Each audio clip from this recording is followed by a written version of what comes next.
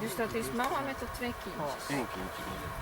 Of misschien ja, nog een Zie ze imponeren. Zie ze ja, ze dicht, die zijn te dicht. Ja, ja. imponeren van En- nog een beetje ja. opzij. En die kleine werd er dichtbij. Hè? En de tante erachter.